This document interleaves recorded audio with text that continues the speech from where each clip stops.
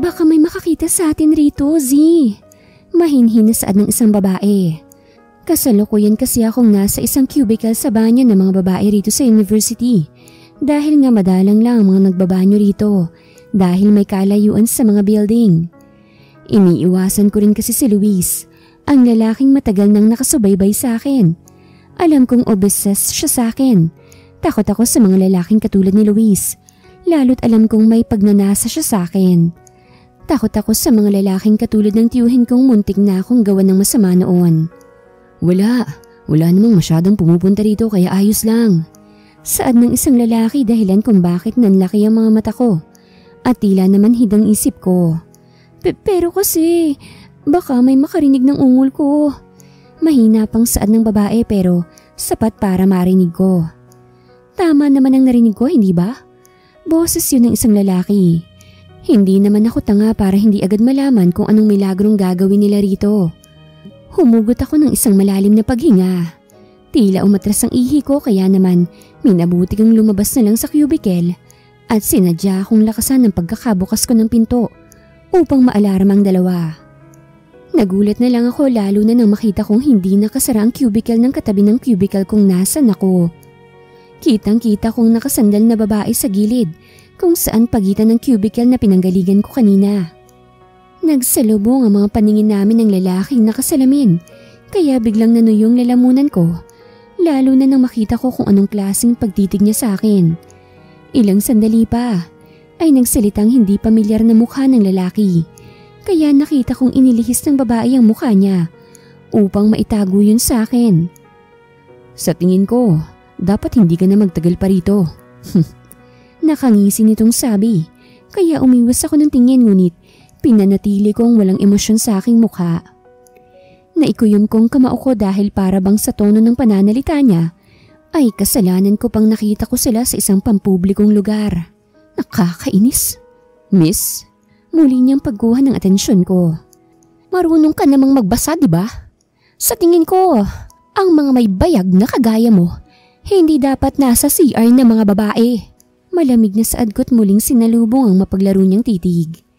Kung gagawa kayo ng milagro, sa lugar kung saan walang makakakita sa inyo. Inirapan ko siya nang makita kong may sumilay ng ngiti sa labi niya bago tumayo ng matuwid at inayos ang nagulo niyang polo. Nagpasya na lang akong umalis dahil hindi ko nais ang naging epekto sa akin ng titig niya. Marami na akong nakitang nakaka-attract ngunit kakaibang lalaking to. Ang amo ng mukha niya. Sinong mag-aakalang mapaglarong lalaki ang may maamong mukha na yon? Ang mga biloy sa magkabila niyang pisngi. Pasimple ko na lang na tinampal ang ulo ko upang mawala sa isip ko ang lalaking yon. At minabuting pumunta na sa room kung saan ang unang klase ko ngayong umaga. Sana lang talaga ay hindi na magtagpo pa ang landas namin ng estudyanteng yon. Mukha kasi siyang estudyante pero ang pinagtatakan ko lang ay hindi siya nakasuot ng uniforme. Ang aga-aga mo namang pumasok. Dinig kong saad ni Beyat na upo sa tabi ko. Tila na wala sa isip kong nangyari kanina. Alam mo naman kung bakit hindi ko kayang tumagal sa bahay na yon, di ba? Mahinang sabi ko at ibinalik ang tingin sa hawak kong libro upang makapag-advance reading ako para sa lesson mamaya. May ginawa na naman ba yung tiyuhin mo sa'yo? Tanong ni Bea kaya naman napabuntong hininga ako at pasimpleng humawak sa braso ko. Dahil alam kong hindi magtatagal ay magiging visible ang pasa ko ron dahil sa ginagawang pambubugbog sa akin ni Tia Lottie. Alam mo na rin ang sagot dyan. Mahinang ani ko. Nagagalak ang puso ko lalo't simula nang mawala ang mga magulang ko ay binigyan naman ako ng dalawang mabuting kaibigan na alam kong hindi ako iiwanan at totoo sa akin. Simula high school ay kasama ko na sila Lady at Bea kaya naman labis akong natutuwa. Ako si Dayan Mendez. 21 anyos at kasalukuyang third year irregular college student under the course of Bachelor of Science in Civil Engineering sa University of St. Charles dito sa probinsya ng Isabela. Hindi ko nga alam kung makakapagtapos pa ba ako lalo't marami akong binabalikang subjects na naibagsak at naidrop ko dahil kailangan kong tumulong sa pagtatrabaho sa pwesto ni Tia Lottie sa palengke. Isumbong na kaya natin sila? May attorney naman tayong Professor Dayan. Siguradong mabibigyan ka niya ng payo kung anong dapat mong gawin sa mga kamag-anak mong inaabuso ka. Mahinang paghihikayat sa akin ni Bea. Kaya naman dahan-dahan kong sinara ang librong aking binabasa. Kaya ko pa, B. Ilang taon na lang din naman oh. Kung sakaling hindi ako makagraduate, aalis ako ng bansa para magtrabaho at para na rin makatakas kay Tia Lottie. Mahinang saad ko. Malinaw na sa aking isipan ang mga plano ko sa buhay. Kaya naman hindi na problema sa akin ang magtiis sa pananakit sa akin ni Tia Lottie. Nasanay na ako. Natatakot na akong magsumbong. Ginawa ko na yun nung high school ako, ngunit wala namang nangyari. May kaya naman sila Tia Lottie. Nang mamatay si Itay dahil sa sakit nito sa puso, ay nawala na rin si Inay na alam kong sumama sa ibang lalaki dahil sawa na raw siyang maghirap. 13 lang ako noon at bata pa para mawala ng kalinga ng magulang. Dahil nga minor de edad, ay napunta ako sa pangangalaga ng kapatid ng aking ama na si Tia Lottie at mabagsik siya. Ako yata si Cinderella eh. Ang pinagkaibahan lang namin ay tiyahin at ang mga anak nito ang nagpapahirap sa akin. Kasama na rin ang asawa niyang lasinggero, babaero at manyakis. Nasaksihan ko ng madalas ang pag-aaway ng mga magulang ko noon. At palagi ang rason ay ang kahirapan ng buhay namin. Kaya nagawang magloko ni Inay na siyang dahilan kung bakit nawala si Itay. Dahil inatake sa puso nang malaman niya mula mismo sa bibig ni Inay, naiiwan na niya kami upang ipagpalit sa isang mayaman na nakilala nitong taga Maynila. Alam kong isa yun sa dahilan kung bakit galit na galit si Tia Lottie sa akin. Dahil nakikita niya ang anak ng babaeng nagloko sa kanyang nakababatang kapatid. Oho! Ang aga niyo talagang pumasok ah. Sabay kaming napatingin sa pinto ng classroom nang pumasok dun si Lady. Nakita kong umirap si Bea, kaya naman mahina akong natawa. May hidwaan kasi ang dalawang to, lalo't inagawan daw siya ni Lady ng lalaki. Anong pakialam mo? Mataray na tanong ni Bea kay Lady. Hoy Bea, hanggang ngayon galit na galit ka pa rin dahil naging kami ni Paulo? Matagal na yun para balikan pa ah. Nag-move on ka na nga. Mataray na saad ni Lady. Tama nga naman siya. Isa pa hindi naman gwapo si Paulo. Bulong ko kay Bea. Napanguso naman si Bea dahil sa sinabi ko. Hindi ko sila maintindihan kahit na babae rin naman akong katulad nilang dalawa. Tanging mabuting lalaki lang kasi na nakilala ko ay ang ama ko. Maliban sa kanya, ay panay kampo na ni Satanas sa mga lalaking nakikilala ko. Kaya siguro hindi pa ako nakakahanap ng lalaking magugustuhan dahil hinahanap ko sa isang lalaki ang katulad ng ama ko. Hindi ko maunawaan si Inay kung bakit nagawa pa niyang ipagpalit si Itay na wala nang ibang ginawa kung hindi ang magsikap upang makaahon kami sa kahirapan. Malakas lang sigurong loob ni Inay dahil hindi sila kasal ni Itay kaya ganun-ganun na lang kung iwanan niya kaming dalawa. Simula nang umalis siya at pinili ang ibang lalaki, wala na akong ina. Para sa akin matagal na siyang namatay at wala nang karapatan sa akin. Ang ninanais ko lang talagang mangyari ay ang makatakas sa lahat ng hirap na pinagdadaanan ko. Hindi ko alam kung paano pero isa lang ang sisiguro ko. Hindi ako mananatili rito para maging alipin ni Tia Lottie. Hoy, nabalitaan niyo ba? May bago raw tayong professor para sa structural theory. Hindi na raw kasi kaya ni Sir Jade hawakan ang 8 section ng 3rd year. Saad ni Lady at naupo sa tabi ko. Bakit naman ganun? Mas gusto ko pa rin si Sir Jade. Mabait na magaling pang magturo. Sabi ni Bea.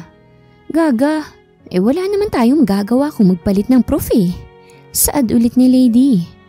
Hindi ko na pinansin pa sila Lady at tumitingin lang sa mga estudyanteng pumapasok. Dahil nga hindi ako magaling makipag-socialize, ay hindi ko naman kilala ang mga kaklase ko. Kilala ko lang ang mga mukha nila dahil madalas ko silang makita, pero hindi ang mga pangalan nila. Tumigil na nga kayong dalawa. Inis kong saad kaya nakita kong tumigil si Bea bago inirapan si Lady, kaya napabuntong hininga na lang ako. Nalipat lang ang atensyon ko nang bigla na lang may pumasok sa loob ng classroom at nang makilala ko kung sino, ay nanlaki ang mga mata ko. Good morning class. Nagbago ang boses niya, naging seryoso. Ibang-iba sa mapaglaro niyang boses kanina. Kumabog ng sobra ng bilis ang puso ko nang marinig kong kaseryosohan sa boses niya. na tila hindi ito nagsalita kanina na inaakit niyang babaeng kasama niya sa banyo ng mga babae. Sir, ikaw po ang papalit kay Sir Jade? Gulat na tanong ni Lady. Ang pogi! Mahinang saad ni Bea ngunit sapat upang marinig ko. Ako nga. Sigurado akong lahat tayo ay mangangapa. Lalo't magkaiba kami ni Engineer Jade ng pagtuturo at references na ituturo kaya inaasahan ko na mas may ilalabas kayo sa klase ko. Seryosong saad niya bago naupo sa isang upuan sa harapan namin. Wala siyang ibang gamit na dala maliban sa iPhone na hawak niya. Nagbago ng isip ko, Dayan. Sigurado na akong nakita ko na mapapangasawa ko. Mahinang saad ni Bea. At nang lingunin ko siya nakita ko ang paghanga sa mga mata niya habang nakatingin siya sa lalaking nasa harapan namin. May nobya yan. Mahinang ani ko. Totoo naman kasi. Nobya naman siguro niyang babaeng nilalandi niya kanina, di ba? Paano mo nasabi? Tanong ni Bea at talagang hindi inaalis ang tingin sa bago naming professor sa structural theory. Napakagat ako sa ibabang labi ko at minabuti kong wag na lang magsalita. Hindi ko rin naman gustong ikwentong nasaksihan ko kanina. Sobrang unprofessional niya kanina. Sana lang talaga hindi niya ako namukhaan. Alam kong imposible pero sana. Ibinaon na lang niya sa limot ang unang pagkikita namin. Hindi ako komportable ngayon pero minabuti kong maging kalmado. Agad akong umiwas ng tingin na makita kong nalipat sa pwesto namin nila Bea ang titig niya. Lalo't madali niya na lang kaming makita dahil nasa harapan kami sa right side niya. Dayan, tinitignan niya ako. Kinikilig na saad ni Bea. Ako kaya yung tinitignan niya. Sabat naman ni Lady kaya napahawak ako sa noo ko. Hindi ko alam kung paano ko natitiis ang dalawang to. Manahimik nga kayong dalawa dyan. May diing sabi ko at tumingin sa harapan. At nagulat ako nang makasalubong kong paningin ng lalaking malandi kanina sa cubicle na hindi ko inaakalang prof ko sa isang major. Kinabahan ako bigla nang mapalitan ng mapaglarong emosyon sa mga mata niya. Nawala ang kaseryosohan at bumalik sa naglalarong emosyon katulad sa banyo kanina. Pass me a half index card and please put your name, age, and section so I can quickly identify you. It's for your graded recitation tomorrow in my class. Sir, need pa ba yun? Para naman po kami mga bata. Tumatawang sabi ni Luis, kaya napalingon kaming lahat sa kanya. Nagkasalubong ang mga paningin naming dalawa, kaya nakita ko ang nakakatakot na ngisi niya. Nasa likuran sila kasama niya mga barkada niyang barumbado at patapon ng buhay. Kung hindi lang kilalang pamilya ni Luis ay siguradong palagi siyang napapahiya sa klase. May kapit kasi, kaya ang lakas ng loob na gawin ang gusto niya. Yes, mister. Para naman makita ko kung sinong may maibubuga sa klase ko. At hindi pa nayabang lang. May lamang saad nito. Recitation next meeting. At igugrupo ko kayo sa dalawa para sa digital floor plan na ipagagawa ko sa inyo. Nawala na sa mood na sabi pa niya. Narinig kong tila hindi sang-ayon ng mga kaklase ko dahil nag-react silang lahat. Sir! Nagtaas ng kamay si Luis kaya nagtawanan na naman silang magkakaibigan sa likod. Pwede bang si Miss Mendez na lang ang kagrupo ko? Bagay naman kaming dalawa kaya tama lang na magkagrupo kami. Biglang nanlaki ang mga mata ko dahil sa sinabi ni Luis. Agad akong umiling lalo na nang makita ko sila Lady na masama ang tingin kay Luis. Napakamanyakis talaga ng isang yan. Yabang! Inis na saad ni Lady. Hoy Luis, iayos mo nga yung buhay mo ha. Nantitrip ka na naman ha. Suway ni Bea kay Luis. Madiin akong napapikit at pinakakalma ang sarili ko. Nang magsimulang lukubin ng takot ang dibdib ko. Mga lalaki nga naman. Nakakatakot na kahit nasabihin ng nakararami na may pantay-pantay na ang pagtingin ng lipunan sa babae at lalaki, ay hindi pa rin maitatangging mas malalakas sa mga lalaki na siyang ginagamit nila para makapambiktima ng mga mahihinang babae. Desisyon ko kung sinong makakasama mo, Mr. Bueno. Huwag mo akong pangungunahan. Biglang saad ng bago naming professor. Natigilan ako dahil sa tono ng pananalita niya. Naging seryoso na naman ito. Sir, magpakilala ka po muna. Huwag mo na pong pansinin yung mga baliw na mga yan. Malakas na saad ni Bea at tila kinikilig pa. At muli kong nasilayan ang dalawang malalim niyang biloy dahil sumilay ang ngiti sa labi ng lalaking nabara ko kanina. I'm Engineer Zairo Rodriguez. Siguro 5 taon lang ang tanda ko sa inyo. Mahinang anya at inayos ang necktie niya at muling tumingin sa gawi ko. I'm single and ready to mingle. Saan niya habang nakatingin sa mga mata ko. Pasimple akong napahawak sa dibdib ko kung saan ramdam na ramdam ko ang abnormal na tibok ng puso ko. Rinig ko rin na tumitili na mga babaeng kaklase ko, lalo na si Bea at Lady na para bang hindi prof ang nasa harapan nila ngayon. Nakaramdam naman ako ng inis sa dibdib ko. Papaanong single siya kung meron siyang kalampungan sa banyo ng mga babae kanina? Tama ngang hinala ko. Mapaglaro siya. Wala akong panahon makipaglaro sa kanya kung may binabalak man siyang gawin. Dahil lang sa kadahilanang nakilala niya ako. Oo nga't may maganda siyang pisikal na anyo, subalit hindi ko gustong presensya niya. Pansamantala kong inalis ang takot na nararamdaman ko dahil kay Luis at hinayaan ng sariling makinig sa sinasabi ni Sir Zairo sa klase namin ngayong umaga. Natapos ang buong klase ko ng araw na yun na hindi ako komportable. Lalo't bumabalik ang isip ko sa professor namin na nakita kong nakikipaglampungan sa kung sino sa loob ng banyo ng mga babae. Hindi yun gawain ng isang guro. Dayan, ano bang tinatayo-tayo mo riyan? Magsaing ka na at magkakatay ka pa ng baboy para may maibenta ka bukas. Sigaw ni Tia Loti kaya agad akong pumasok ng kusina upang tumulong sa mga gawain dito sa bahay. Ang dami ko pang mga take-home activities na kailangan ko nang simulan, kaso masasaktan na naman ako kung hindi ako tutulong. Nasa kalagitnaan ako ng paghihiwa ng karne ng baboy nang maramdaman kong may humawak sa bewang ko at inamoy ang nakapusod kong buhok. Ang bango-bango mo talaga, Dayan. Halos mabitawan ko ang hawak kong kutsilyo dahil sa ginawa ni Tio Vince.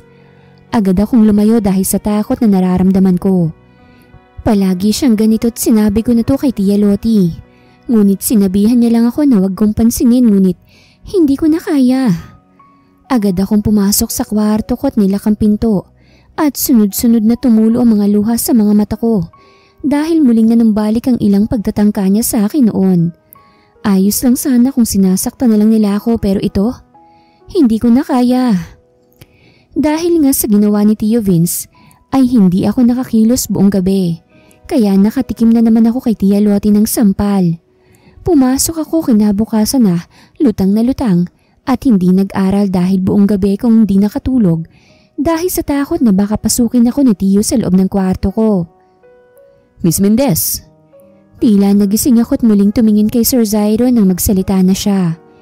Kasalukuyan akong nakatayo sa harapan at hindi ko man lang masagutan ang pinapasagutan ni Sir Zairo para sa recitation namin ngayong araw.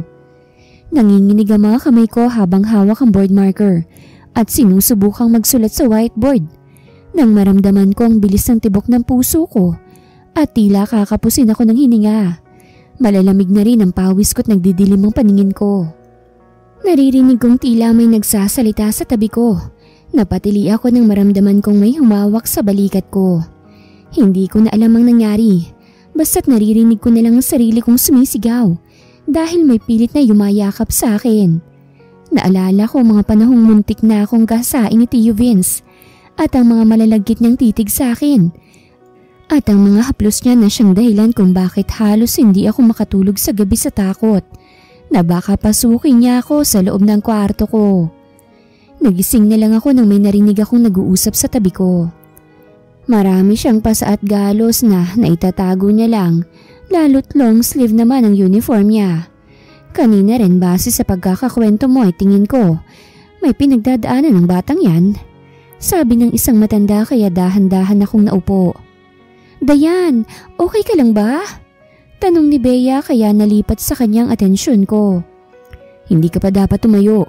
Singit ni Sir Zairo. Nagsalubong ang mga paningin naming dalawa. At natalo ko dahil akong unang umiwas ng tingin. Ano bang nangyari? Tanong ko kahit na may konti akong naaalala sa nangyari kanina. Hindi lang malinaw dahil tila masyadong mabilis ang pangyayari. Inatake ka kasi ng panic attack mo, Dayan. Sabat ni Bea at hinawakan ako sa kamay. Ayos ka na ba? Gusto mo bang sa boarding house na muna kita tumuloy? Doon ka na muna. Ako na lang ang bahala magpaalam para sa'yo. Napabuntong hininga ako at muling tumingin kay Sir Zyro. Bigla akong nakaramdam ng hiya.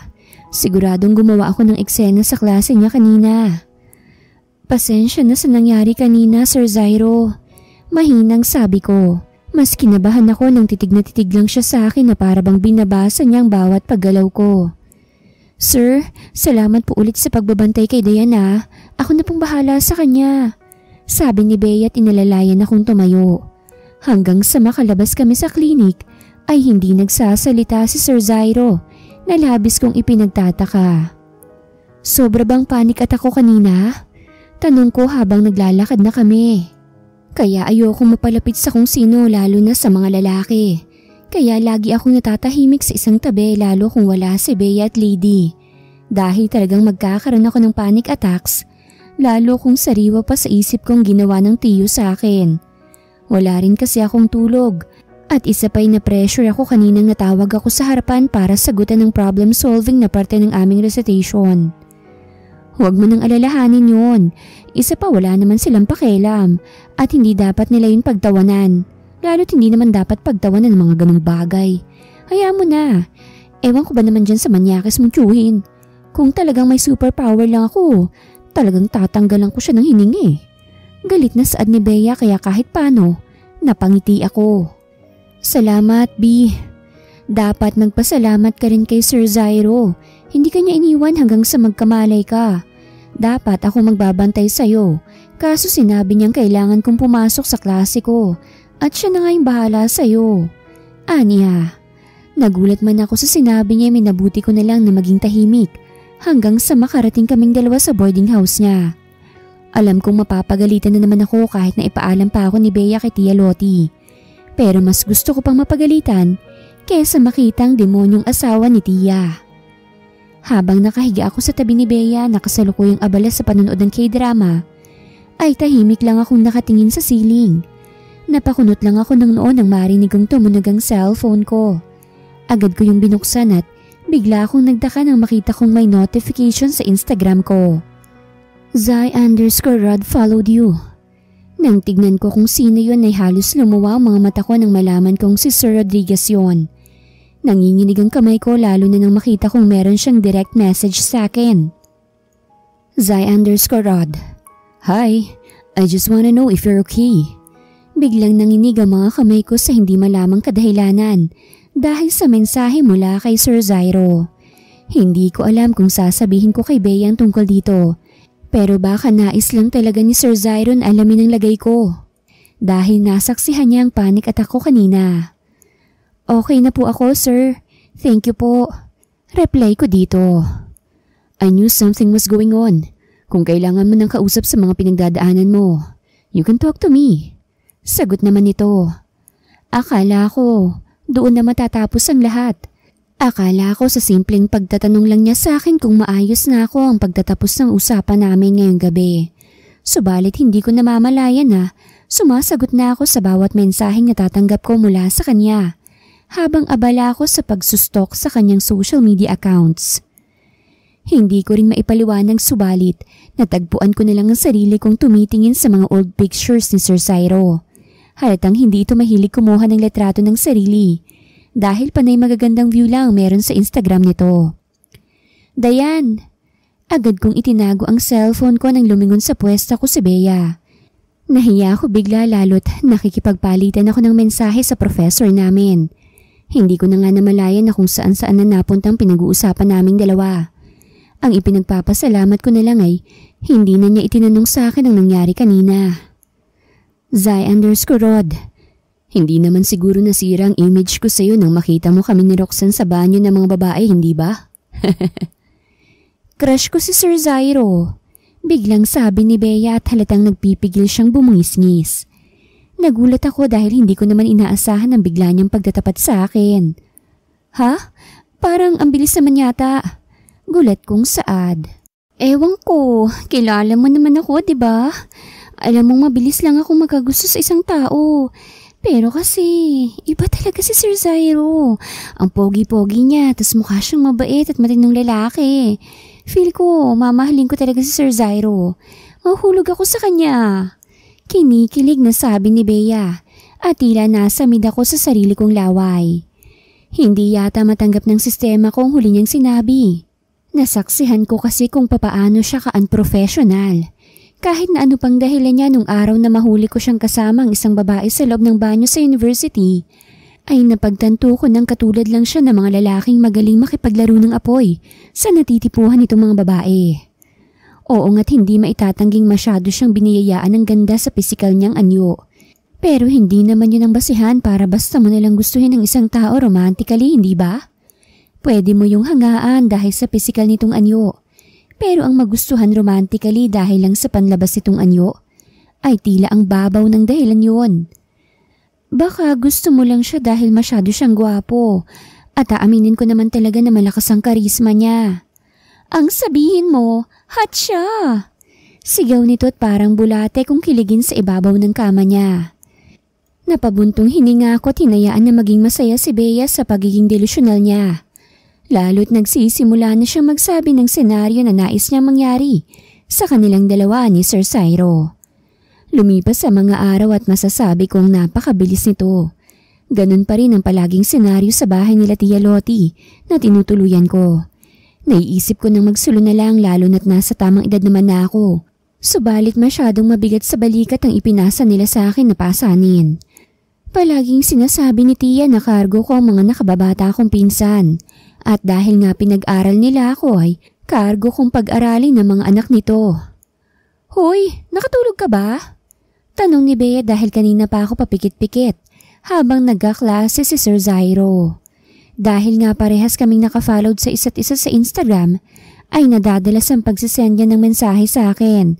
Pero minabuti kong huwag pansinin ng mga iyon dahil sa kadahilanang ayokong magkaroon ng issue sa university. Lalo't nitong mga nakarang araw ay kumakalat sa university na marami raw mga estudyanteng sumusubok na magustuhan si Sir Zyro. Galing lang din naman kay Bea mga chismis na yon, lalo't si Bea naman ang interesado sa buhay ni Sir Zyro. Napapansin ko naman ang madalas niyang pagsulyap sa akin, lalo kapag walang nakatingin sa kanyang mga estudyante ay palagi ko siyang nahuhuling nakatitig sa akin na para bang binabantayan niya ang bawat kilos ko. Iniiwasan ko kasi talaga siya. Maging ang mga mensaheng natatanggap ko mula sa kanya, hindi ko rin pinapansin. Lalo't alam kong doon magsisimula ang paglalim ng kung anong ugnayan ang gusto niyang mamagitan sa amin. Mukha naman siyang womanizer, kaya tama lang na umiwas ako sa kanya. Kapansin-pansin rin na bad trip siyang pumapasok sa klase namin. Lalo na ang masama niyang titig palagi kay Luis na palagi akong nilalapitan at inaayang lumabas daw kami. Buti na lang talaga'y palaging nandyan si Bea na palaging binabara si Luis at tinatakot na isusumbong niya kay Sir Zyro kung susubukan pang kulitin ako. Miss Mendez, kung matutulog ka rin lang naman sa klase ko, lumabas ka na lang. Malamig na sabi ni Sir Zyro kaya nagulat ako. Maging si Bea rin ay umayos ng pagkakaupo. Seryosong pagkakasabi niya kaya naman napakagat ako sa ibabang labi ko't yumuko. Kolektahin mo ang lahat ng plates na ipinagawa ko nung isang araw, Miss Mendez. And then meet me at my office. Masungit nitong saad at lumabas sa room kung saan kami nagklase. Wala naman akong nagawa kung hindi gawin ang inuutos nito. Nang pumasok ako sa office ni Sir Zyro, ay kunot ang noon niyang habang nakaupo at nakahawak sa kanyang sentido. Nagmukha siyang matanda na may matinding problema, kaya pinigilan kong matawa. Tama nga si Bea. Hot siya. Pogi, mabango, magaling magturo, mayaman, matangkad. Nasa kanya na yata ang lahat ng gugustuhin mo sa isang lalaki. Napansin ko lang to nitong mga nakaraang araw. Bigla akong natigilan dahil nagiging malikot na ang isip ko. Nabigla ako sa ginawa kong pagpuri sa kanya. Lalo pat noong una labis ang inis na nararamdaman ko para sa kanya. Sir Zyro. Mahinang tawag ko sa kanya at dahan-dahang ibinaba sa ibabaw ng mesa niya mga plates na ipinagawa niya sa amin last meeting. Dayan, tawag niya sa pangalan ko at sa hindi inaasahang pangyayari ay tila nangatug ang tuhod ko dahil sa klase ng pagtawag niya sa pangalan ko. Po? Tila nawala ang tapang ko. Are you mad at me? He asked, all of a sudden. Po? Gulat kong tanong dahil hindi ko alam kung saan nanggaling ang tanong niyang yon. Lalo pat wala naman akong maalala na may ginawa siya na naapektuhan ako. Maliban na lang dun sa lampungan nila ng babaeng hindi ko kilala nung unang nagsalubong ang landas naming dalawa. Nakita kong mariing napapikit sa Zyro na para bang kinakalma nitong sarili. Nothing. Now leave. Biglaan niyang pagsusuplado sa akin. Dahilan kung bakit biglang nagpanting ang tenga ko. Sir, ikaw ang nagpapunta sa akin dito. Isa pa, pwede mong sabihin sa akin na maayos kung gusto mo akong paalisin. Inis kong saad bago galit na ibinaba ang mga papers na hawak ko. Hindi alintana kung nagulo ang mga plates na gawa namin. Nainis lang ako bigla dahil sa inasta niya. Titig na titig siya sa akin kaya naman tatalikuran ko na sana siya.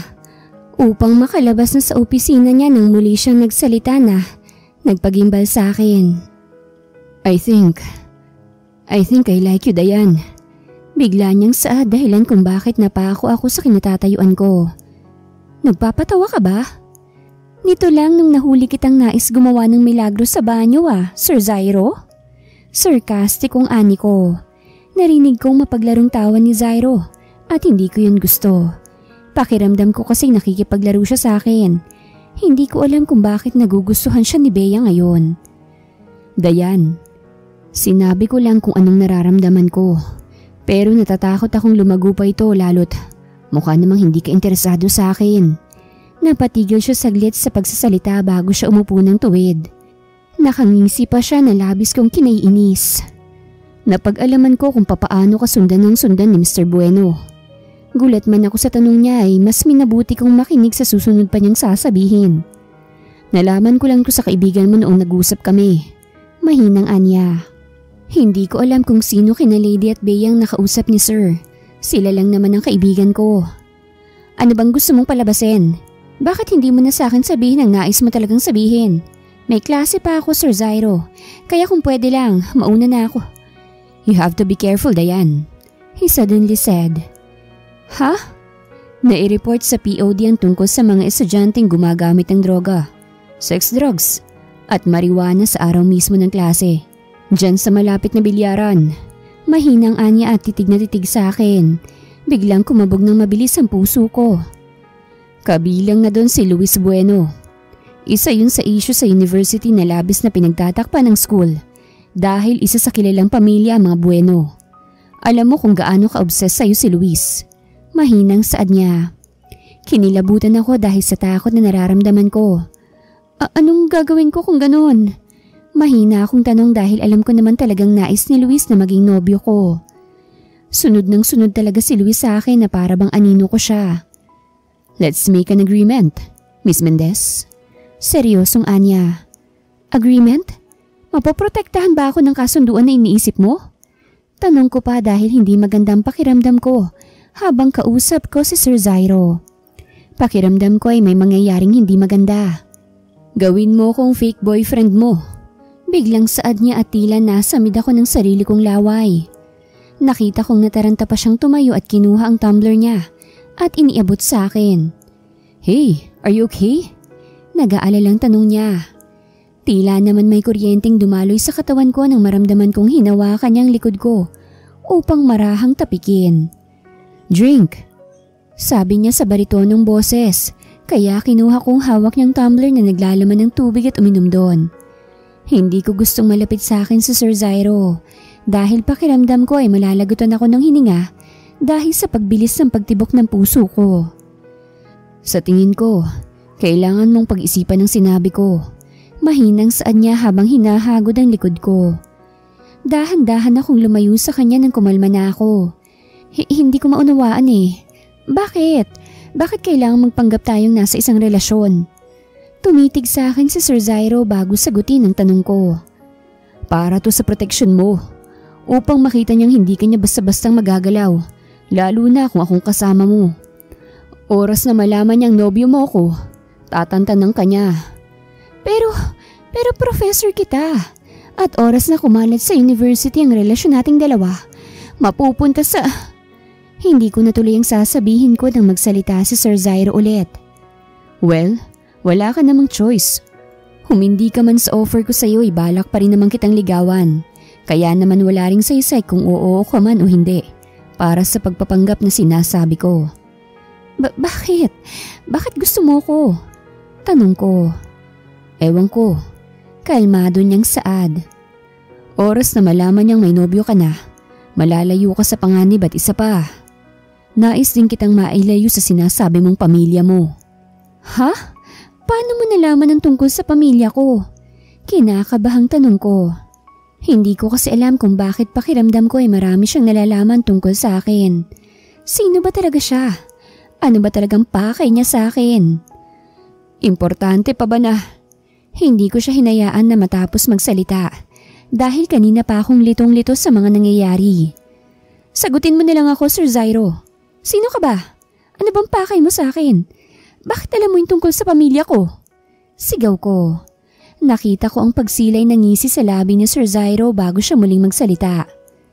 Sabihin na lang natin na malaki ang utang na loob ko sa ama mo. Yun lang ang sinabi niya bago naupong muli sa kinauupuan niya kanina. Isa pa, galing din lahat sa kaibigan mo mga nalalaman ko. Kaya naman huwag ka nang magalit dyan. Isipin mo na lang na gusto kitang matulungan. Mahaba niyang sabi. Malaki ang utang na loob mo kay Itay? Bakit? Papaano? Ano bang ginawa niya para magkaroon ka ng utang na... Mr. Rodriguez? Andiyan ka pa po ba sa loob? Pinapatawag po kasi kayo ni Dean sa office niya. Saad ng isang babae sa labas ng opisina ni Sir Zyro. Sandali lang, Faith. Susunod na ako. May kalakasang saad ni Sir Zyro. Tumayo siya't may kinuha sa drawer ng kanyang mesa at may ibinabaron. Hindi ko yun makita dahil nga may kalayuan ng pwesto ko sa lamesa niya. Hindi ko to dapat sinasabi sa'yo, pero dahil balak kitang gawing nobya, magandang ipaalam ko tungkol sa pagkatao ko sa'yo. Sabi niya bago siya tumayo't iniwan akong mag-isa sa loob ng opisina niya. Nanginginig ang mga paa kong lumapit sa mesa ni Sir Zyro at tinignan ng folder at isang maliit na bagay na ibinaba niya roon. At halos malaglag ang pangako nang makita kong badge yon na nagpapatunay na isang pulis ang may-ari noon. Dali-dali kong binuksan ang wallet kung nasaan nakalagay ang badge at nakita ko ang lisensya ni Sir Zyro. Tama ako, isa nga siyang pulis. Kahit nalitong-lito at mabilis ang tibok ng puso ko, ay binuklat ko ang folder at binasa ang nilalaman nun. Nanlaki ang mga mata ko nang makita kong information ni Luis at iba pang mga estudyante. Kung hindi ako nagkakamali, ay kaibigan lahat to ni Luis. Nakita ko na lang ang sarili na naghihintay sa parking kay Sir Zyro. Marami akong katanungan na nais kong sagutin niya. Naghihintay ako rito at inabot na nga ako ng gabi. Alam kong mapapagalitan ako ni Tia Lottie, pero mas nais kong malaman ang paliwanag ni Sir Zyro. Kaya saka ako naiisipin ang pananakit sa akin ni Tia dahil late na ako umuwi at hindi na nakatulong sa gawaing bahay. Kanina pa lumilipad ang isip ko sa offer niya sa akin. Hindi ako nakafocus sa mga klase ko dahil kay Sir Zyro. Lalo naman dun sa nabasa kong kaso tungkol kay Luis at kung gaano ka-impluwensya ang pamilya nito.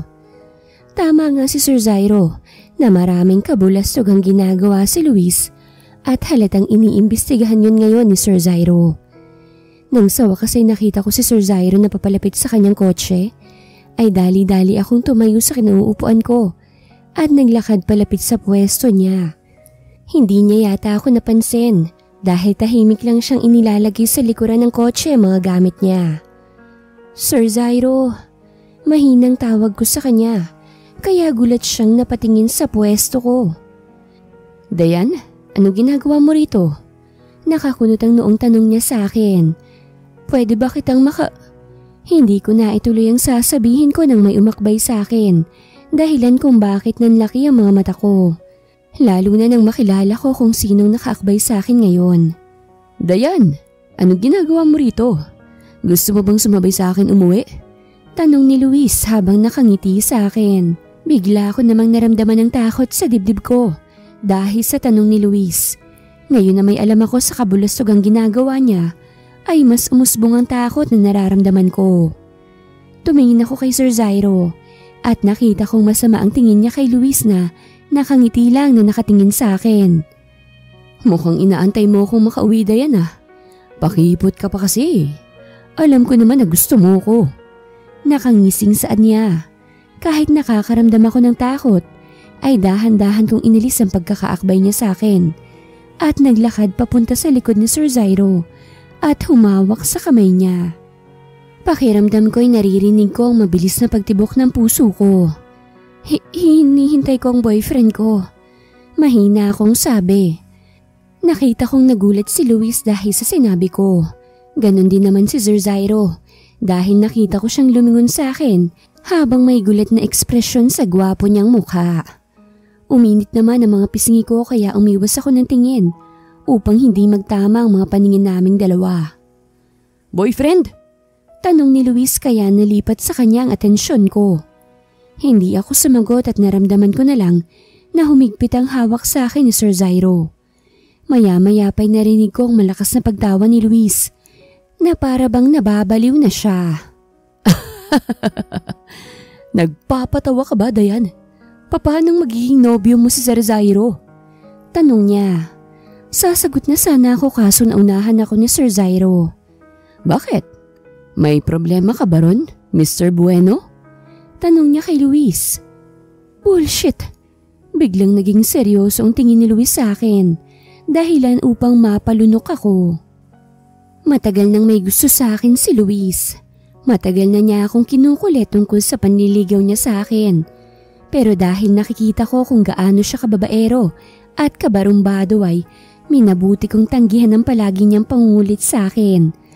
Hanggang sa dumating si Sir Zyro rito na mukhang may ibang dahilan kung bakit nais niyang maging guru dito. Hindi pa tayo tapos, Dayan. Mahinang saad ni Luis, kaya humigpit ang hawak ko sa kamay ni Sir Zyro. Binabantaan mo bang nobya ko dahil lang nalaman mong hindi ka niya gusto? Mr. Bueno? Seryosong tanong ni Sir Zyro. Ngisi lamang ang isinagot ni Luis bago siya pumunta kung saan nakaparada ang kotse niya. Nakahinga naman ako ng maluwag nang umalis na si Luis, kaya dahan-dahan kong binitawan ang kamay ni Sir Zyro upang hawakan ang dibdib ko kung nasaan ang puso ko, upang pakalmahin ang sarili. Malakas ang loob ng lalaking yun lalo't maraming kapit ang pamilya niya. Malamig na saad ni Sir Zyro bago humarap sa akin. Sigurado ka ba sa desisyon mong pasukin ang peking relasyon kasama ako, Dayan? Ano ba sa tingin mo, sir? Sinabi ko na ngang nobyo kita kay Luis, hindi ba? Siguraduhin mo lang na hindi ako malalagay sa panganib sa gagawin nating pagpapanggap. Mahinang ani ko. May mga pangarap pa ako sa buhay. Kahit naman sobrang daming gulo sa buhay ko ngayon. Hindi ko pa alam ang ibig sabihin ng salitang malaya. Lalo't nakakulong pa rin ako sa obligasyon ko kila Tia Lottie.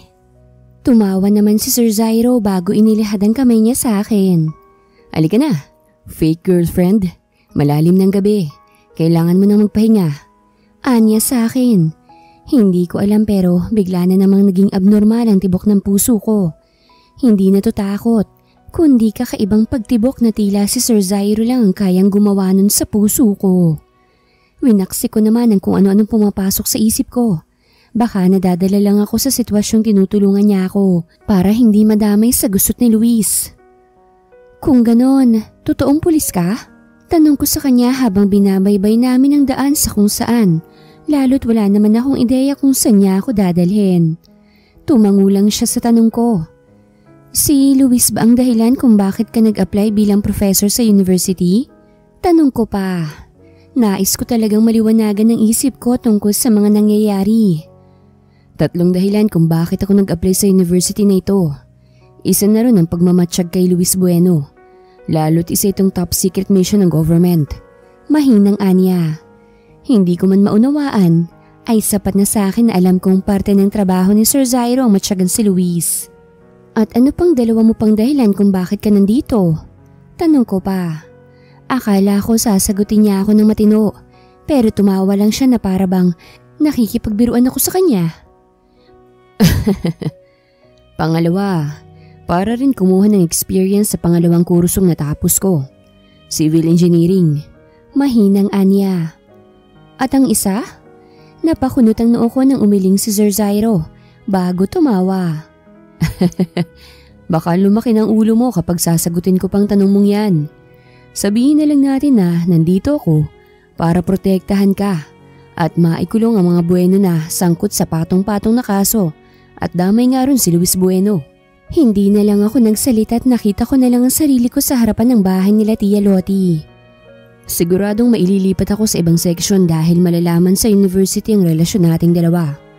Oo nga't hindi ipinagbabawal ang pakikipagrelasyon sa professor sa college.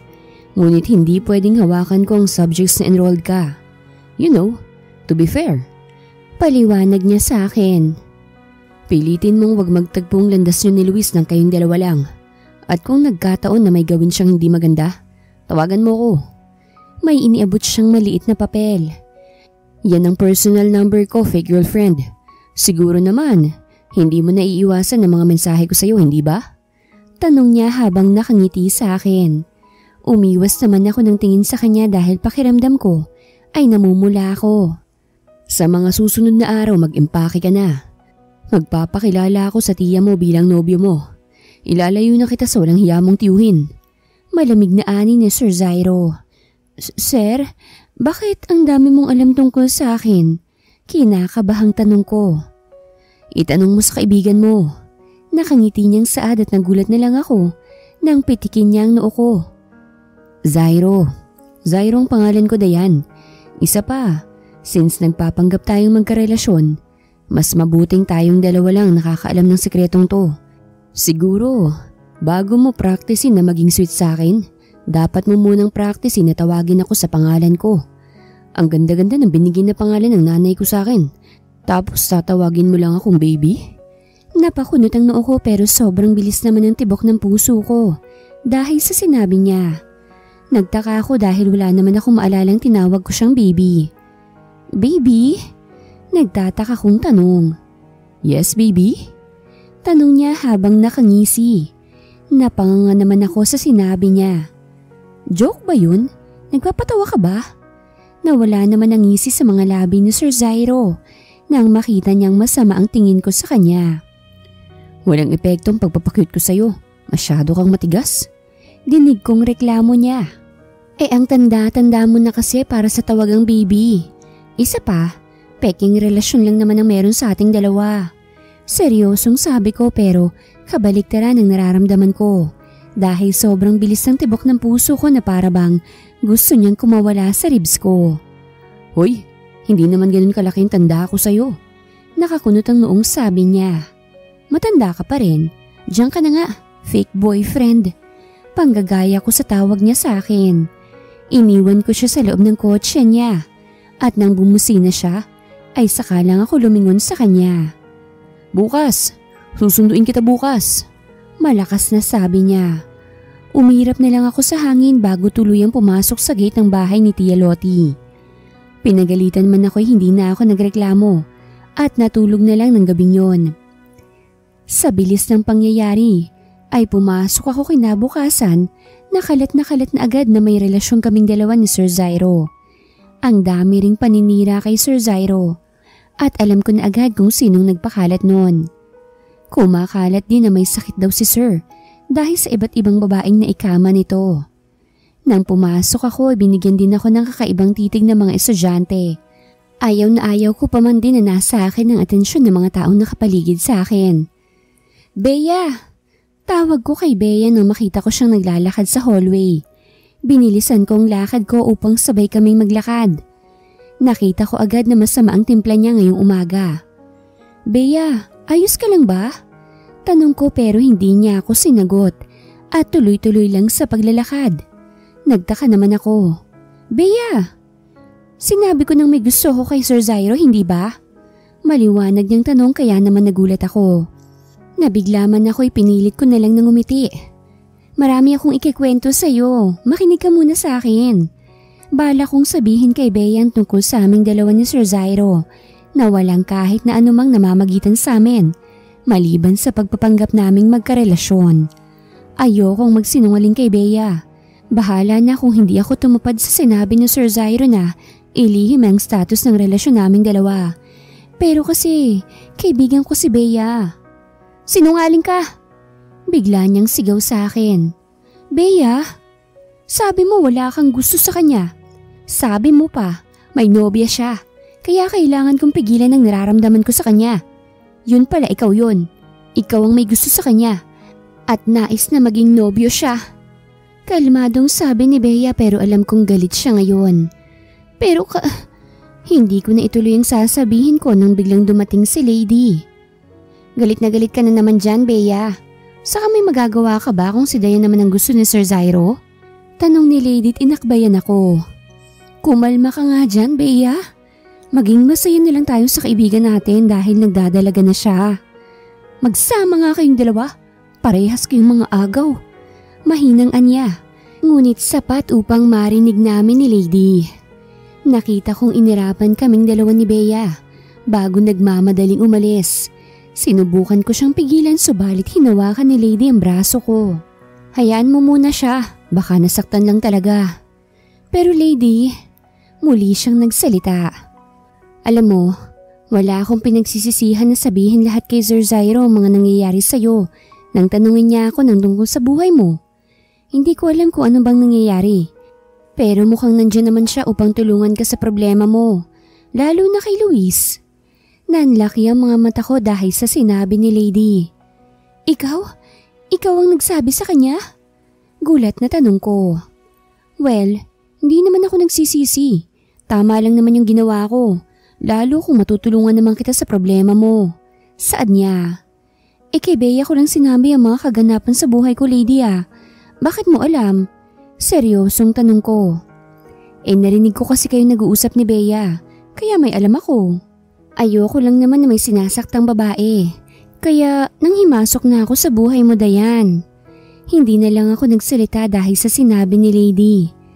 Buong araw ay si Lady lang ang kasama ko dahil hindi ako pinapansin ni Bea. Galit siya sa akin. Alam ko yun lalo't pakiramdam niya ay niloko ko siya at pinagtaksilan. Isa lang ang ibig sabihin nun. Gustong gusto niya talaga si Sir Zyro. Akala ko ay isang buong araw lang akong matitiis ni Bea. Ngunit hindi. Isang linggo na simula nang kumalat sa buong university ang relasyon namin ni Sir Zyro. Si Sir Jade na ulit ang professor namin sa structural theory. Ganun pa rin naman. Nasa akin pa rin ang mga mata ng mga kababaihan sa loob ng university. Napansin ko rin ang pananahimik ni Luis. Pero nakikita ko naman ang malagkit niyang titig at yun ang palagi kong sinasabi kay Zyro. Tuloy-tuloy ang pagpapanggap namin. Nadadalas na nakikita kami magkasama sa university. Alam kong laman kami ng chismis sa school, pero iisipin ko pa ba yun kesa sa kapakanan ko? Sa konting panahon na yun ay napalapit na ako kay Zyro. Sa kanya ko nalalaman ang lahat ng kilos na ginagawa ni Luis. At isama pa na palagi akong safe kapag siyang kasama ko. Nalaman kong sumusunod pa rin sa akin si Luis, kaya talagang hindi ako iniiwan ni Zyro. Sa isang linggo na yon, napagtanto ko kung gaano siya kasiraulo. Kapag nagkakasalubong ang landas namin sa hallway, ay palagi niyang pinapakita sa akin ang nakakaloko niyang ngiti at pangaasar niya sa akin.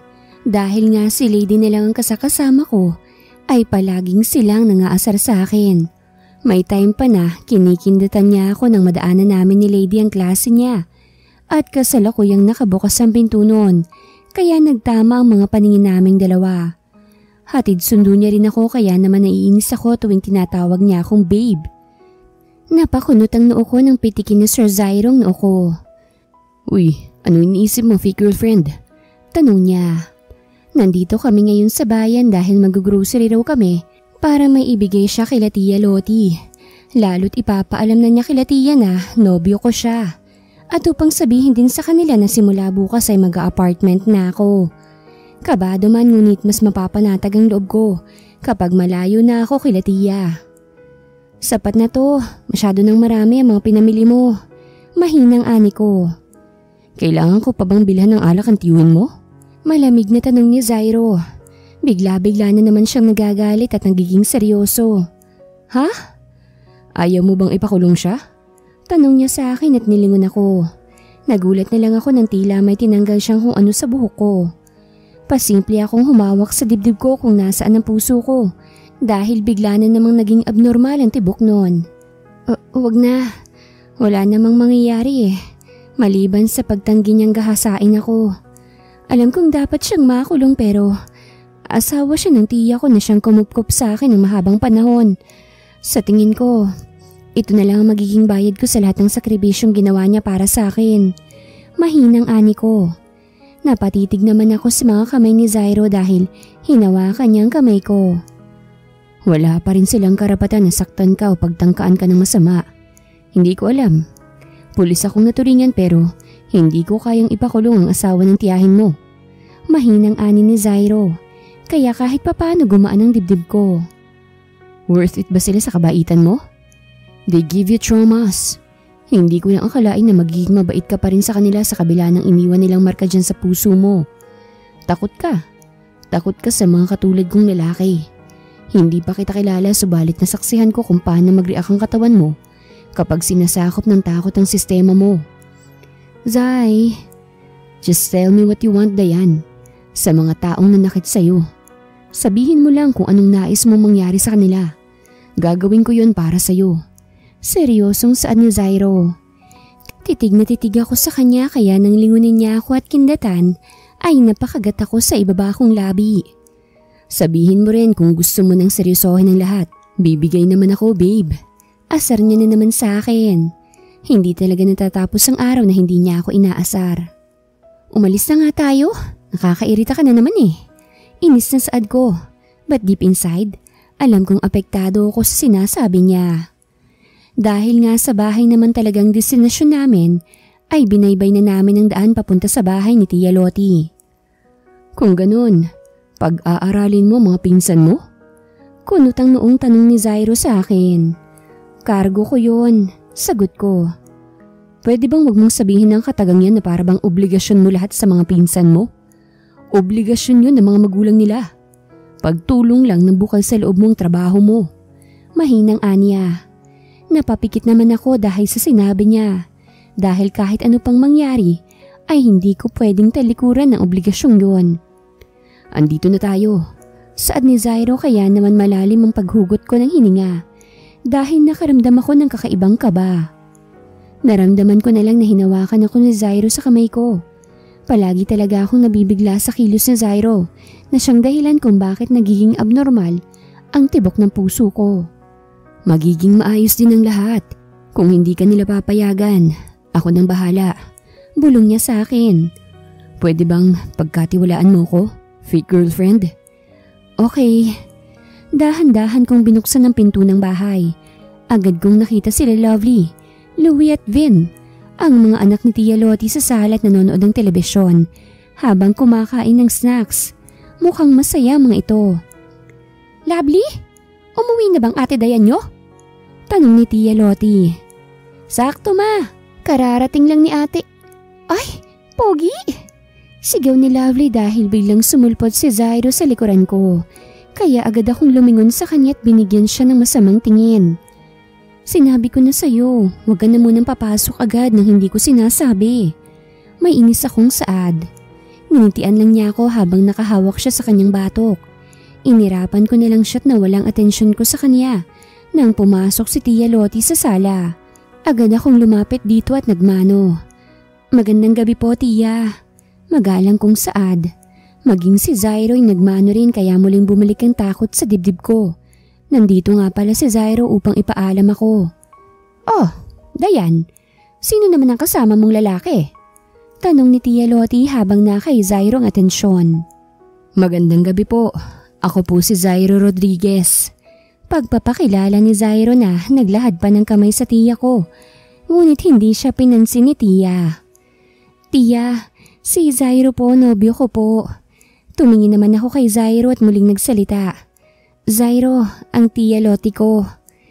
Napataas ang kilay ni Tia Lottie sa sinabi ko. Samantalang kalmado lang si Zyro na nakatayo.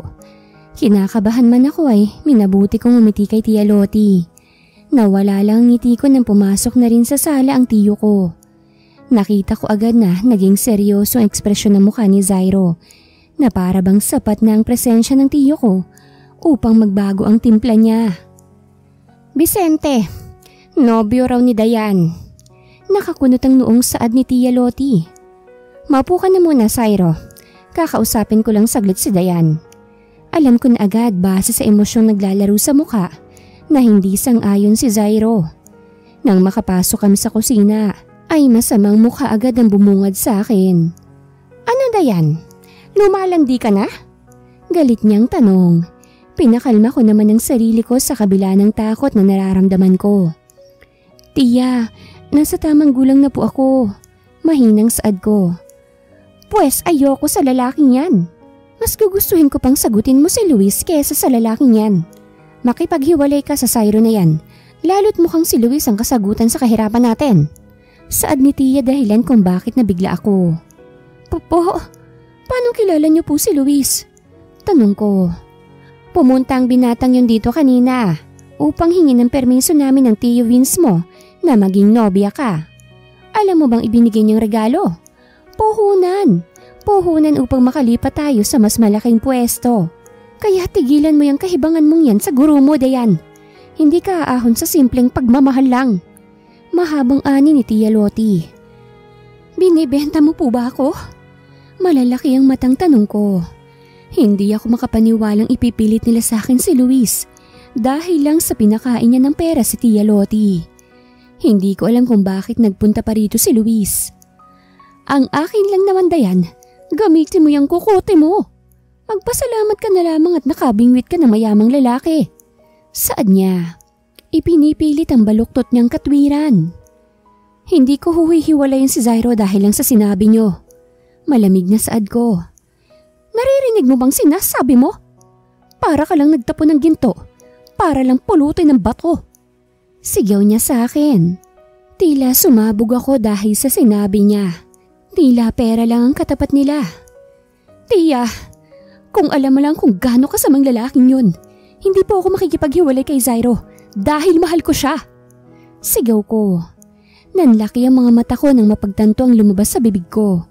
Kusa yung lumabas na para bang normal lang na yun ang maramdaman ko kay Zairo. Pagmamahal. Gusto kong matawa tungkol sa bagay na yan, lalo't maliban sa pagmamahal na naramdaman ko sa ama ko, ay hindi ko na yun naramdaman pa mula sa ibang tao. Kaya naman napakahangal kong paglaruan ng salitang yon na para bang yun talagang nararamdaman ko kay Zairo.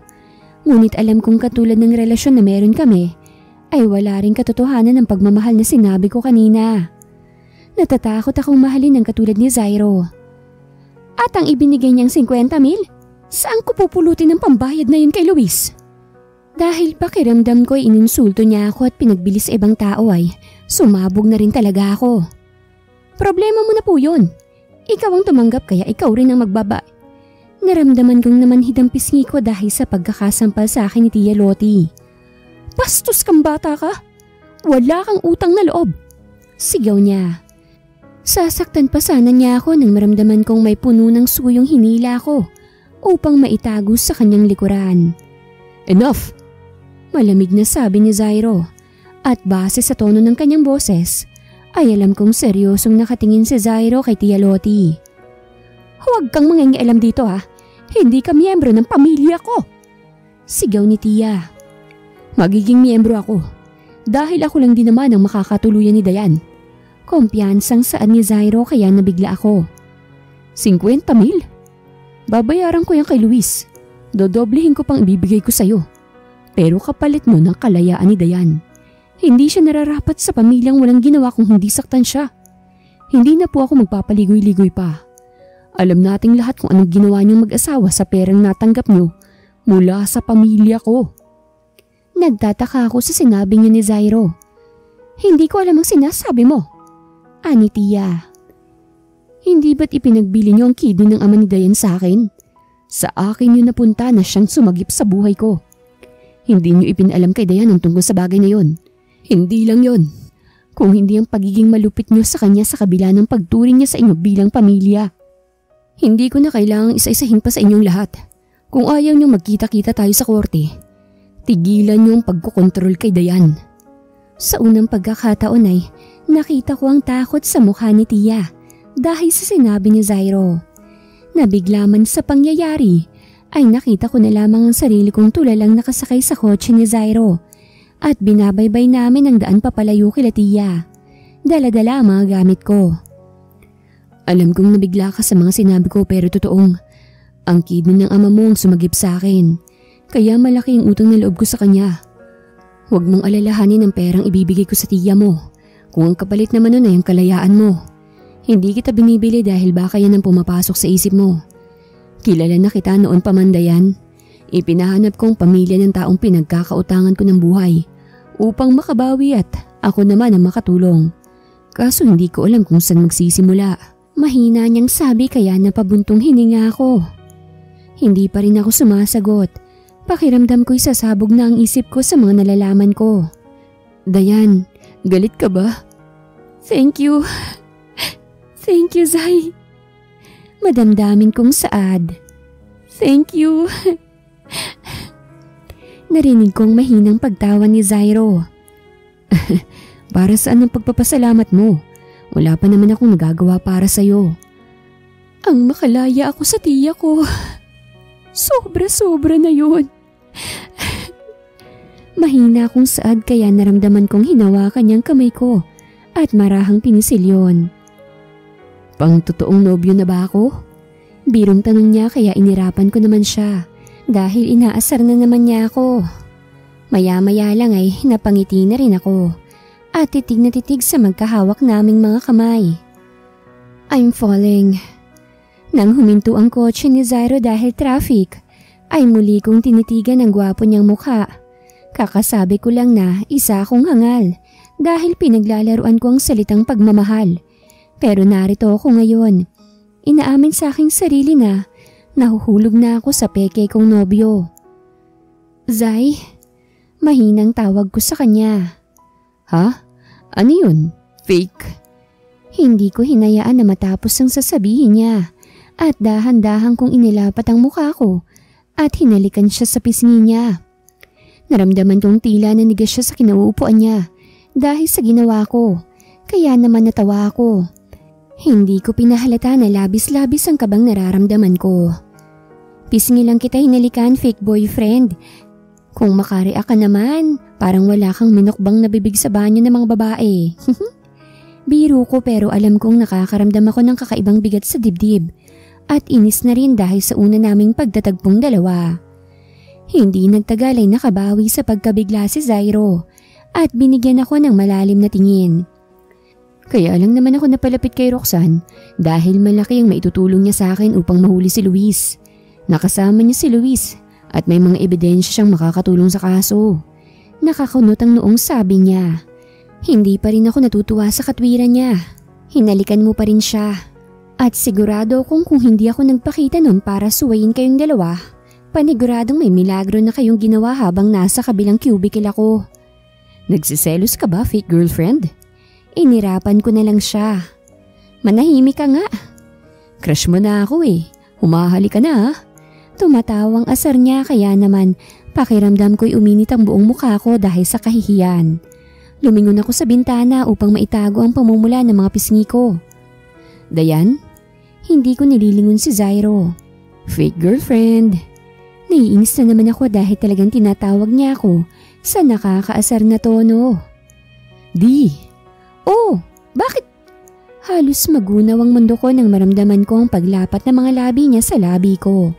Halos mamanhid ang buong ulo ko dahil sa paglapat ng mga labi naming dalawa. Napapikit ako ng dahan-dahan na sumayaw ang mga labi ni Zairo na tila hinihikayat ang labi ko na bigyan ng daan ng mapangahas niyang dila. Sasagutin ko pa lang ang halik niya nang bigla kaming nakarinig ng malalakas na busina. Kanina pa pala umayos ang daloy ng trapiko sa harapan naming dalawa. Panira naman oh, saad ko sa aking isipan. Dayan, totoo bang may apartment ka na? Aba, asensado ka na. Biro sa akin ni Lady. Baliw. Yun na lang ang nasabi ko bago tumingin sa gawin ni Bea. At hanggang ngayon na hindi pa rin niya ako pinapansin. Isang linggo nang nakakaraan simula nang makaalis ako sa poder ni Tia Lottie. Subalit hindi naman ako makakalimot sa tungkulin ko. Tutulong pa rin ako sa kanila oras na makapagtapos ako ng pag-aaral at makahanap ng magandang trabaho.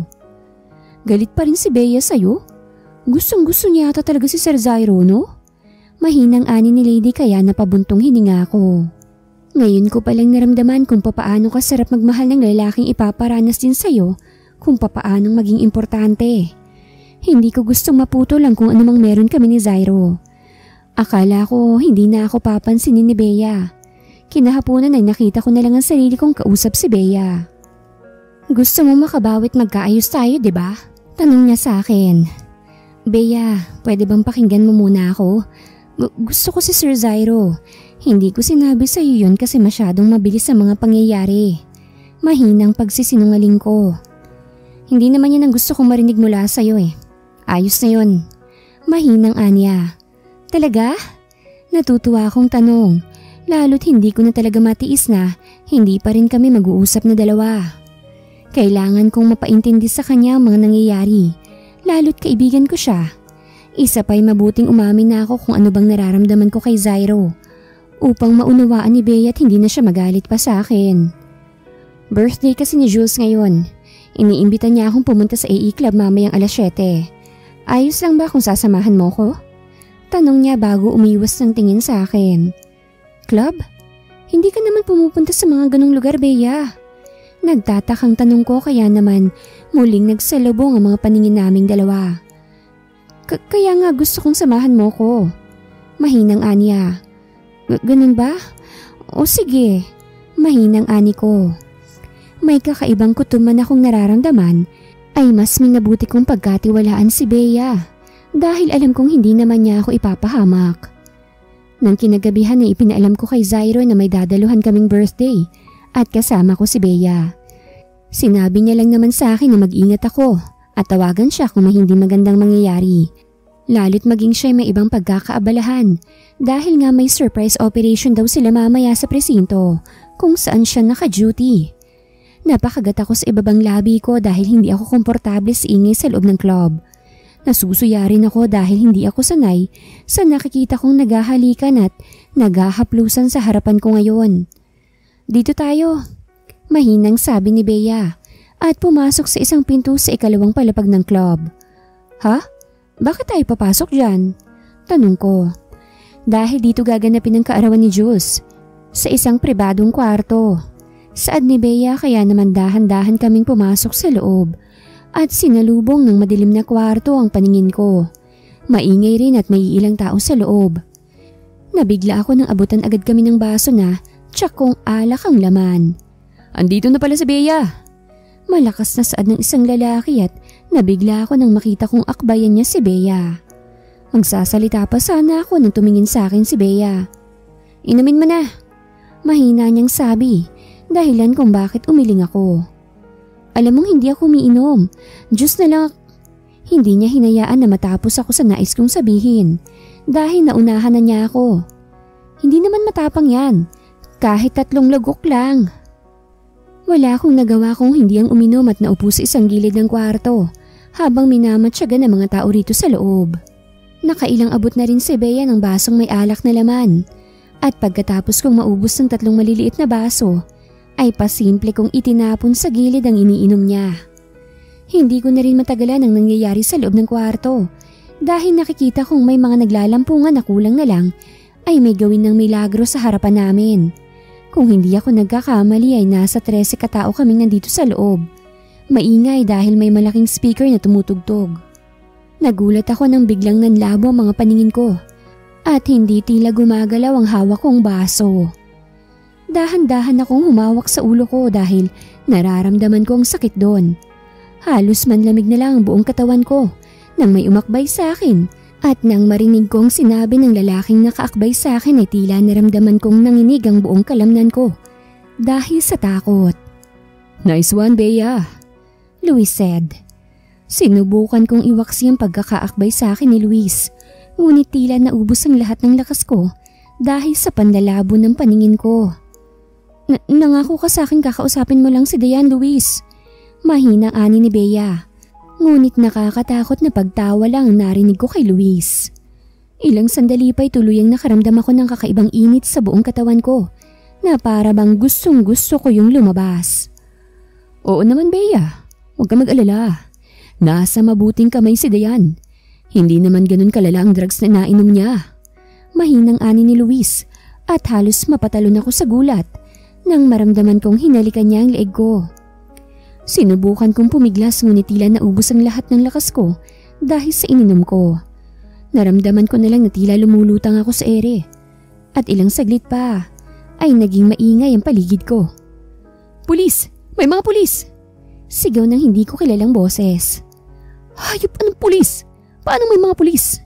Sigaw ni Luis at alam kong natataranta na siya dahil nagmamadali na ang bawat kilos niya. At dahil nga buhat niya ako, ay naramdaman kong pagkataranta niya. Ilang saglit pa nang iminulat ko ang mga mata ko ay naaninagan kong may mga pumasok sa loob ng madilim na kwarto. Nagsisigawan na ang ilang mga kababaihan. "Taas ang kamay!" Sigaw ng isang baritonong boses.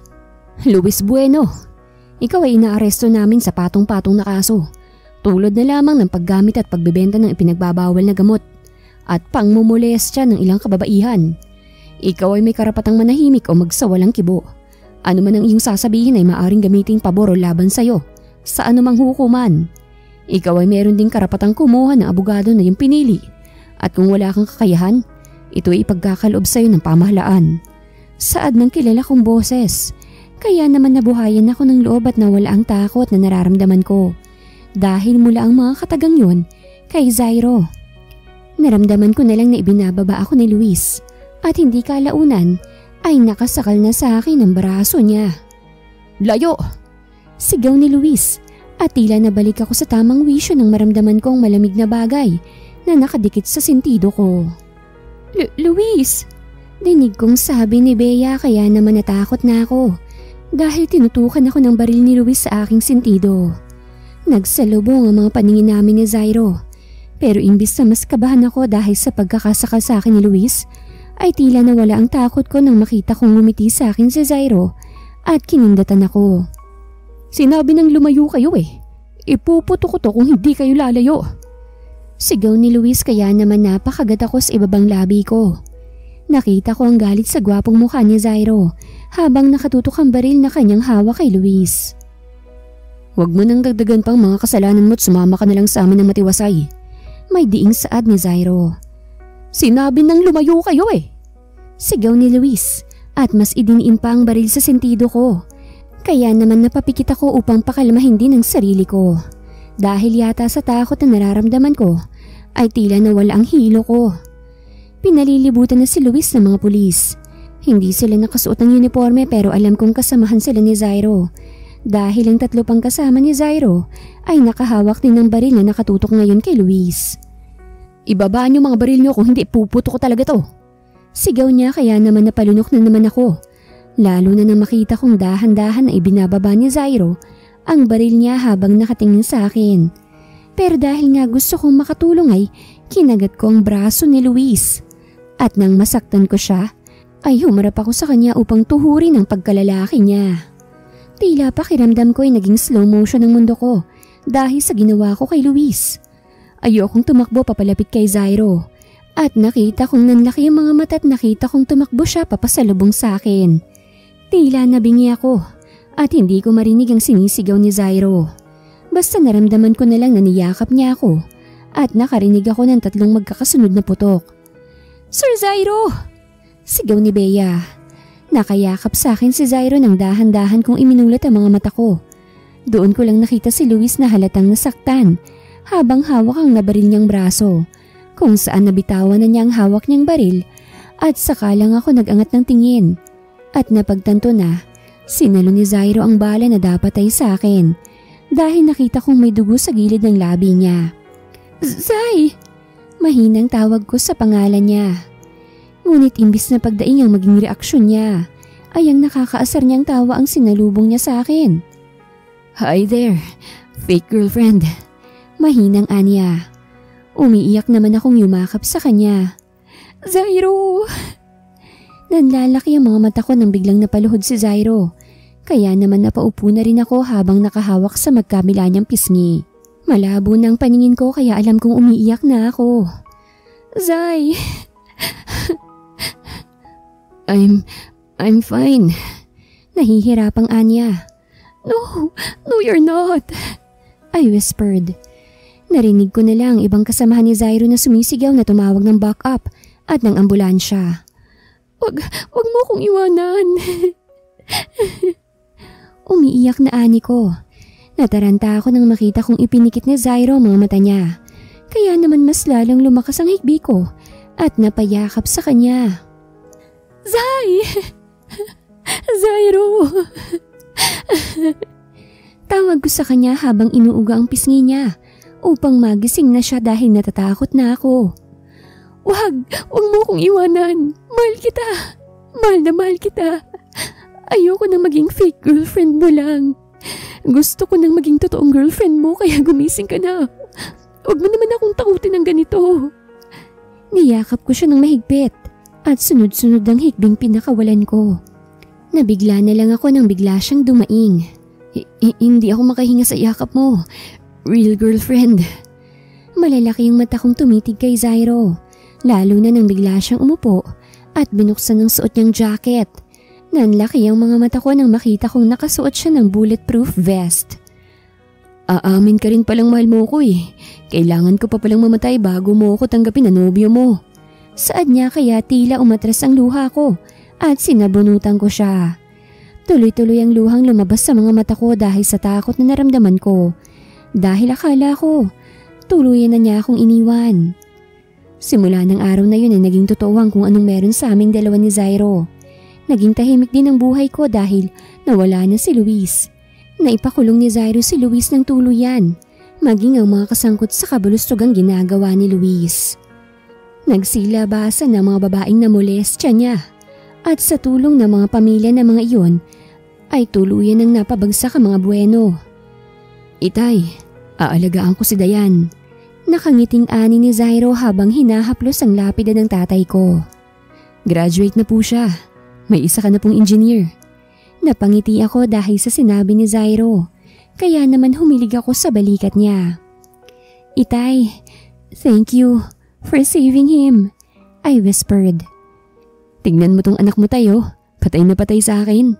Anya, hindi na ako nag-react dahil totoo naman yun. Huwag na po kayong mag-alala pa, Itay. Bantayan niyo na lang po kami ni Dayan at ang pamilyang nais naming buuin sa tamang panahon. Kung saan handa na po si Dayan. Hindi ko po iiwanan ng anak niyo at mamahalin ko siya higit pa sa buhay ko. Patuloy na pagkausap ni Zyro sa tatay ko. Nakinig lang ako dahil may katotohanan ng sinabi ni Zyro. Handa nga siyang saluhin ng bala para lang sa akin. Tumitig ako sa gwapong mukha niya. Kaya nang lumingon siya sa akin, ay nginitian ko siya. Ang dami mong sinabi, real boyfriend. Hindi mo ba ako hahalikan? Tanong ko. Sus? Anya. At dahan-dahang inilapat ang labi niya sa labi ko. At binigyan ako ng isang mapusok na halik bago ko pakawalan.